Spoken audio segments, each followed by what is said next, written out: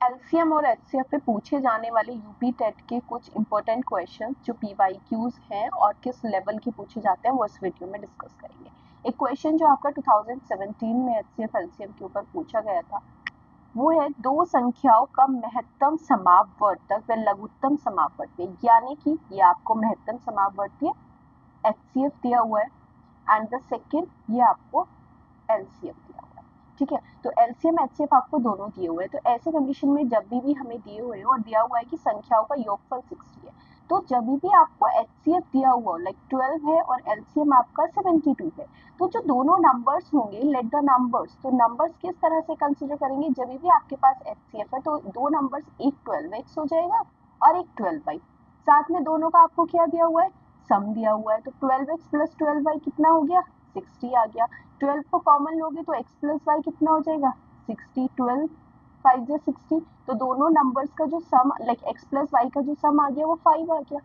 साथ में एलसीएम दिया हुआ है, तो एलसीएम क्या होगा, दो नंबर्स का, अगर दो नंबर 12x और 12y है तो एलसीएम हो जाएगा 12 multiply two X multiply two Y, वो 72। ये 12 6 जा तो x इंटू वाई कितना हो गया, 6।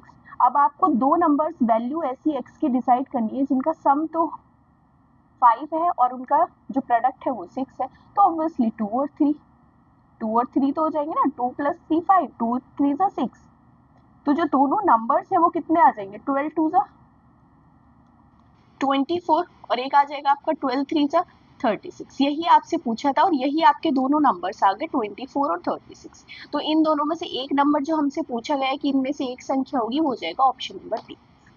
नेक्स्ट जो आपका 2019 में पूछा गया है, बहुत ही सिंपल सा ही एक क्वेश्चन है आपका, अगर देखा जाए the HCF of two number 6 is 6 and their LCM is 432।